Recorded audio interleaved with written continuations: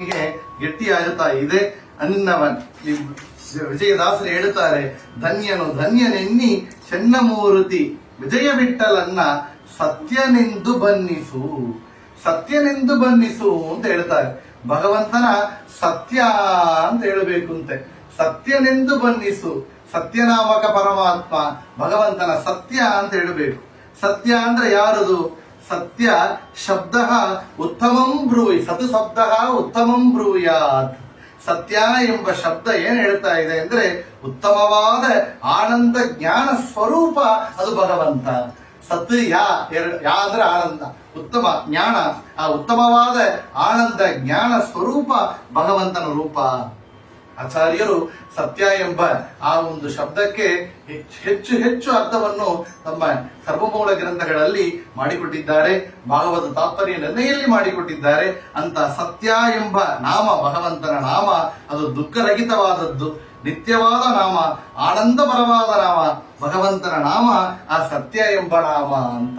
ಆ ಸತ್ಯ ಎಂಬ ನಾಮದಿಂದ ಭಗವಂತನ ಸತ್ಯನೆಂದು ಬನ್ನಿಸು, ಭಗವಂತ ಸತ್ಯ ಎಂದು ಬನ್ನಿಸು ಅಂತ ವಿಜಯದಾಸರು ಕೊಂಡಾಡುತ್ತಾರೆ. ಇದೇ ವಿಷಯವನ್ನ ಪುರಂದರದಾಸರು ತನ್ನ ಕೃತಿಯಲ್ಲಿ ಸತ್ಯವೆಂಬುವ ಹುಟ್ಟು ಅಂಬಿಗೆ ಸದಾ ಅಂತ ಹೇಳಿ ಕೊಂಡಾಡಿದ್ದಾರೆ ಭಗವಂತನ. ನಾವು ಕೇಳೋಣ.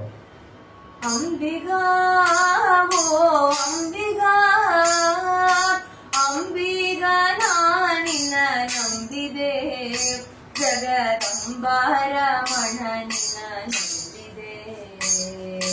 ಅಂಬಿಗಾ ಅಂಬಿಗಾ ತುಂಬಿದ ಹರಿಗೋಲಂಬಿಗಾ, ಅದ ಕುಂಬತು ಚಿತ್ರವು ಅಂಬಿಗಾ, ಸಂಭ್ರಮದಿಂದೋಡಂಬಿಗಾ, ಅದರಿಂಬು ನೋಡಿ ನಡೆ ಸಂಬಿಗಾ.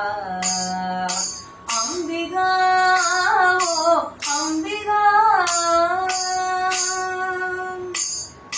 ಹೊಳೆಯ ಭರವ ನೋಡಂಬಿಗಾ, ಅದಕ್ಕೆ ಕೆಲವು ಘನವಯ ಅಂಬಿಗಾ, ಸುಳಿಯೋಳು ಮುಳುಗಿದೆ ಅಂಬಿಗಾ, ಎನ್ನ ಸೆಳೆದು ಕೊಂಡೊಯ್ಯೋ ನೀ ಅಂಬಿಗಾ. ಅಂಬಿಗಾ ಅಂಬಿಗಾ ಆರು ತೆರೆಯ ನೋಡಂಬಿಗಾ, ಅದು ಮೀರಿ ಬರುತ್ತಲಿದೆ ಅಂಬಿಗಾ, ಯಾರಿಂದಲಾಗದು ಅಂಬಿಗಾ, ಅದ ನಿವಾರಿಸಿ ದಾಟಿಸು ಅಂಬಿಗಾ. ಅಂಬಿಗಾ ಅಂಬಿಗಾ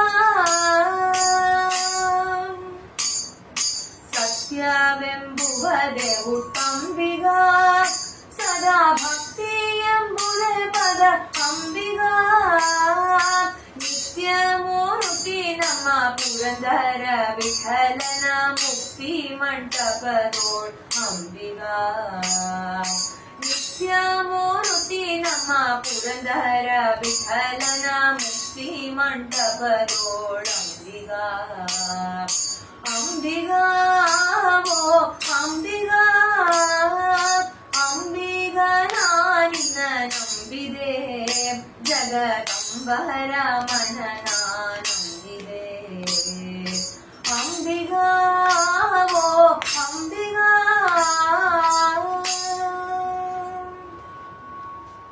ದೇವಕಿ